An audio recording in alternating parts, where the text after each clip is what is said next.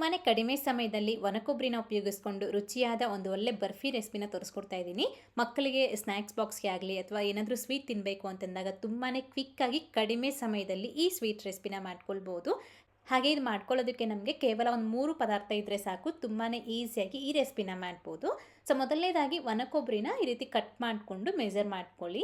ಈ ಥರ ಕಪ್ನಲ್ಲಿ 1 ಕಪ್ ಆಗುವಷ್ಟು ಸಣ್ಣದಾಗಿ ಕಟ್ ಮಾಡ್ಕೊಂಡಿರೋ ಒಣಕೊಬ್ಬರಿನ ಮಿಕ್ಸಿ ಜಾರ್ಗೆ ಹಾಕ್ಕೊಂಡು ಸ್ವಲ್ಪ ತರಿತರಿಯಾಗಿ ರುಬ್ಕೊಂಡು ಒಂದು ಪ್ಲೇಟಲ್ಲಿ ಹಾಕ್ಕೊಳ್ಳಿ. ಈಗ ಮತ್ತೆ ನೆಕ್ಸ್ಟು ಅದೇ ಕಪ್ಪಳತೆಯಲ್ಲಿ 1 ಕಪ್ ಆಗುವಷ್ಟು ಈ ರೀತಿ ಗ್ರೇಟ್ ಮಾಡ್ಕೊಂಡಿರೋ ಒಣಕೊಬ್ಬರಿ ಹಾಕ್ಕೊಳ್ಳಿ. ಸೊ ಈ ಥರ ನಾವು ಸ್ವಲ್ಪ ರುಬ್ಬಿ ಅದೇ ರೀತಿ ಸ್ವಲ್ಪ ತುರಿದು ಹಾಕೋದ್ರಿಂದ ತಿನ್ನುವಾಗ ಬಾಯಿಗೆ ಅಲ್ಲಲ್ಲಿ ಸಿಗ್ತಾ ಆ ಒಣಕೊಬ್ಬರಿನ ತುಂಬಾ ಚೆನ್ನಾಗಿರುತ್ತೆ. ಇದೇ ಥರ ಮಾಡ್ಕೊಳ್ಳಿ. ನೆಕ್ಸ್ಟ್ ಈಗ ಅದೇ ಕಪ್ಪಳತೆಯಲ್ಲಿ 1 ಕಪ್ ಆಗುವಷ್ಟು ಬೆಲ್ಲನ ಸ್ವಲ್ಪ ದಪ್ಪದ ತಲ ಇರುವಂಥ ಒಂದು ಕಡಾಯಿನಲ್ಲಿ ಹಾಕ್ಕೊಂಡು ಅದಕ್ಕೆ ಒಂದು 1/4 ಕಪ್ನಷ್ಟು ನೀರನ್ನ ಸೇರಿಸ್ಕೊಂಡು ಮೊದಲು ಬೆಲ್ಲನ ಪೂರ್ತಿಯಾಗಿ ಕರಗಿಸ್ಕೊಳ್ಳಿ. ಈ ಥರ ಕರಗಿದ್ದಾದಮೇಲೆ ಅದನ್ನ ಫಿಲ್ಟರ್ ಮಾಡಿಕೊಂಡು ಮತ್ತೆ ಆ ಪಾತ್ರೆನ ಒಂದ್ಸತಿ ತೊಳೆದು ಅದಕ್ಕೆ ಹಾಕ್ಕೊಳ್ಳಿ. ಈಗ ಇದನ್ನು ಚೆನ್ನಾಗಿ ನಾವು ಸ್ವಲ್ಪ ಮೀಡಿಯಮ್ ಫ್ಲೇಮ್ನಲ್ಲಿ ಕುದಿಸ್ಕೊಳ್ಬೇಕಾಗತ್ತೆ. ಒಂದು 3-4 ನಿಮಿಷಕ್ಕೆ ನಮಗೆ ಸ್ವಲ್ಪ ಅಂಟಂಟಾಗಿಬಿಟ್ಟು ಲೈಟ್ ಒಂದು ಸ್ಟ್ರಿಂಗ್ ಕನ್ಸಿಸ್ಟೆನ್ಸಿ ಅನ್ನೋದು ನಮಗೆ ಬರುತ್ತೆ, ಒಂದೆಲೆ ಪಾಕ ಥರ ಬರುತ್ತೆ. ಸೊ ಆ ಥರ ಲೈಟಾಗಿ ಬಂದ ತಕ್ಷಣ ಈಗ ಗ್ಯಾಸ್ನ ಸ್ವಲ್ಪ ಲೋ ಫ್ಲೇಮ್ ಮಾಡ್ಕೊಂಬಿಟ್ಟು ಈಗ ಇದರಲ್ಲಿ ಈ ಒಣಕೊಬ್ಬರಿ ತುರಿ ಏನಿದೆ ಅದನ್ನೆಲ್ಲನೂ ಸಹ ಹಾಕ್ಕೊಂಬಿಟ್ಟು ಚೆನ್ನಾಗಿ ಮಿಕ್ಸ್ ಮಾಡ್ಕೊಳ್ಳಿ. ಗ್ಯಾಸ್ನ ಹೈ ಫ್ಲೇಮ್ ಇಡಬಾರ್ದು, ಆದಷ್ಟು ಸ್ವಲ್ಪ ಲೋ ಫ್ಲೇಮ್ ಕಮ್ಮಿ ಉರಿನಲ್ಲೇ ಇಟ್ಕೊಂಡು ಈ ಥರ ನಾವು ಇದನ್ನ ಮಿಕ್ಸ್ ಮಾಡ್ಕೊಳ್ತಿರ್ಬೇಕು.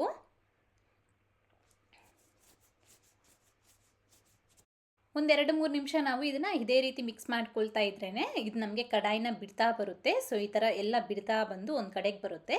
ಆಗ ಕೈಗೆ ಸ್ವಲ್ಪ ತುಪ್ಪನ ಹಚ್ಕೊಂಡು ಈ ರೀತಿ ಉಂಡೆ ಮಾಡಿ ನೋಡಿ, ನಮಗೆ ಉಂಡೆ ಕನ್ಸಿಸ್ಟೆನ್ಸಿಗೆ ಬರಬೇಕು. ಹಾಗೆ ಸ್ವಲ್ಪ ಸಾಫ್ಟ್ ಆಗಿರಬೇಕು, ತುಂಬ ಗಟ್ಟಿ ಇದ್ದರೆ ನಮಗೆ ಪುಡಿ ಪುಡಿ ಹಾಕಿಬಿಡತ್ತೆ, ಅಷ್ಟು ಸರಿ ಬರೋದಿಲ್ಲ.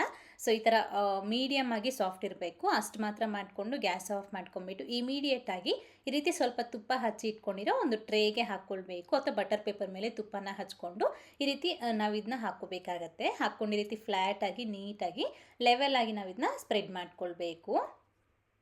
ಅಥವಾ ನೀವು ಉಂಡೆ ಬೇಕಾದರೆ ಚಿಕ್ಕ ಚಿಕ್ಕದಾಗಿ ಉಂಡೆಗಳನ್ನಾದರೂ ಮಾಡ್ಕೊಳ್ಬೋದು ಅಥವಾ ಈ ರೀತಿ ಬರ್ಫಿ ಥರ ಆದರೂ ಮಾಡ್ಕೊಳ್ಬೋದು.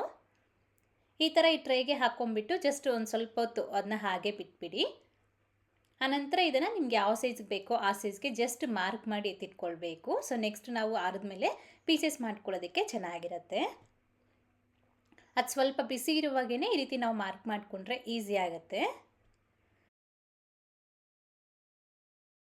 ಇದ್ರ ಜೊತೆಗೆ ನೀವು ಬೇಕು ಅಂತಂದರೆ ಎಳ್ಳುನ ಸ್ವಲ್ಪ ಹುರಿದ್ಬಿಟ್ಟಾದರೂ ಹಾಕ್ಕೊಳ್ಬೋದು, ಅದೇ ರೀತಿ ಡ್ರೈ ಫ್ರೂಟ್ಸ್ನ ಸಣ್ಣದಾಗಿ ಕಟ್ ಮಾಡ್ಕೊಂಡಾದರೂ ಹಾಕ್ಕೊಳ್ಬೋದು, ಇನ್ನೂ ಚೆನ್ನಾಗಿರುತ್ತೆ. ನಾನಿಲ್ಲಿ ಬರೀ ಒಣಕೊಬ್ಬರಿನ ಯೂಸ್ ಮಾಡ್ಕೊಂಡು ಮಾಡಿದ್ದೀನಿ. ಒಣಕೊಬ್ಬರಿ ಬೆಲ್ಲ ಅಷ್ಟೇ, 2 ಪದಾರ್ಥ ನಮಗೆ ಬೇಕಾಗಿರೋದು. ತುಪ್ಪ ಟ್ರೇಗೆ ಹಚ್ಕೊಳ್ಳೋದಕ್ಕೆ ಅಷ್ಟೇ. ನೋಡಿದ್ರಲ್ವಾ ಎಷ್ಟು ಈಸಿಯಾಗಿ ನಾವು ಈ ಬರ್ಫಿನ ಮಾಡ್ಕೊಳ್ಬೋದು ಅಂತ. ಅದು ಪೂರ್ತಿಯಾಗಿ ತಣ್ಣಗಾದ ನಂತರ ಈ ಥರ ಪೀಸಸ್ ಎತ್ಕೊಂಡು ಸರ್ವ್ ಮಾಡ್ಕೊಳ್ಳಿ, ಸಖತ್ತಾಗಿರುತ್ತೆ. ಹುಡುಗರು ಕೂಡ ಅಷ್ಟೇ ತುಂಬಾ ಇಷ್ಟಪಟ್ಟು ತಿಂತಾರೆ. ಸೊ ನೀವು ಸಹ ಟ್ರೈ ಮಾಡಿದಾದ್ಮೇಲೆ ಹೇಗೆ ಬಂತು ಅಂತ ಮರೀದೆ ಕಾಮೆಂಟ್ ಮಾಡಿ. ಇದನ್ನು ನಾವು ಒಂದು ವಾರ 10 ದಿನವರೆಗೂ ಸ್ಟೋರ್ ಮಾಡಿ ಕೂಡ ತಿನ್ಕೊಳ್ಬೋದು. ಈ ವಿಡಿಯೋ ನಿಮ್ಗೆ ಇಷ್ಟ ಆದರೆ ತಪ್ಪದೆ ಲೈಕ್ ಮಾಡಿ, ಹಾಗೆ ನಿಮ್ಮ ಫ್ರೆಂಡ್ಸ್ಗೂ ಶೇರ್ ಮಾಡಿ. Thank you. Keep watching Neelu cooking.